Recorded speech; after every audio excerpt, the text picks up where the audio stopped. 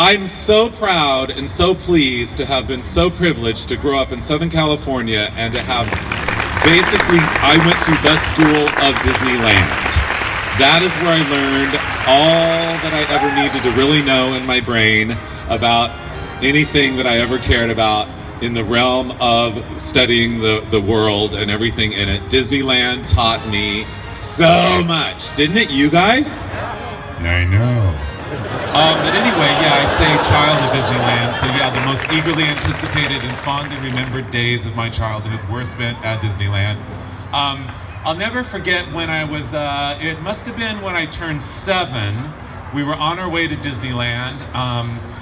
It was, yeah, my birthday, so my aunt was gonna come and pick us up with my cousins, and we waited all day, and they were like not showing up because they were always super late. So finally they got there, and it was like getting to be dark. And this is all the way us having to go from Ontario to Anaheim, which took a little while. But so it's like, okay, you guys are so late. It's like dark already. It's my birthday. Of course, I didn't actually say this, but I was thinking this as a 7-year-old. It's my birthday, and you're totally late, and you've arrived, and not only is your car missing a wheel cover, how are we gonna do Disneyland? Yeah, we drove to Disneyland without a wheel cover on the car, a hubcap. And I was kind of embarrassed because I thought that was like, you know, what's going on? We don't drive around cars without wheel covers, do we? But anyway, so we were on our way to Disneyland from Ontario, and we're going like through Diamond Bar. You know Diamond Bar? Yeah, Diamond Bar.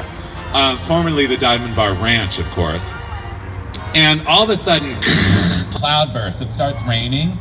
And so my mother turns around in the back seat and says, we're not going to Disneyland in the rain. And so I was like crying in the back seat of a turquoise 59 Ford. And it was, without a wheel cover. And so she said, where would you like to go then? Because where are we gonna go?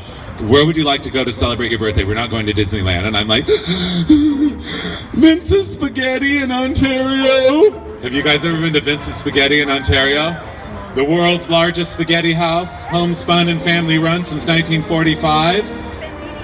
Gotta go. Vince's Spaghetti in Ontario, California. Behold the glory. If you love the layers of time, if you love carbs, if you love gluten, if you love pasta, this would be your place. So anyway, just a couple of things I want to tell you about the book. The book covers many subjects, many topics.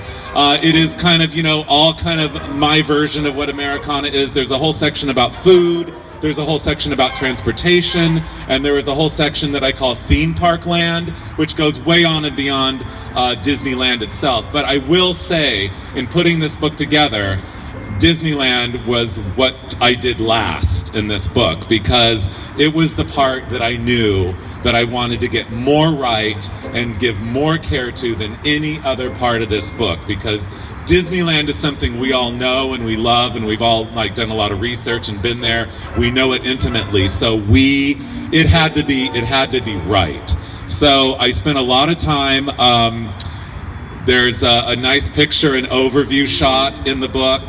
Oh, how much do we love overview shots, you guys? I love it when you can see here, I don't know, probably can't see, but the parking lot, the old parking lot is what I call the original Cars Land. I'm not the only one that's come up with that one, come on.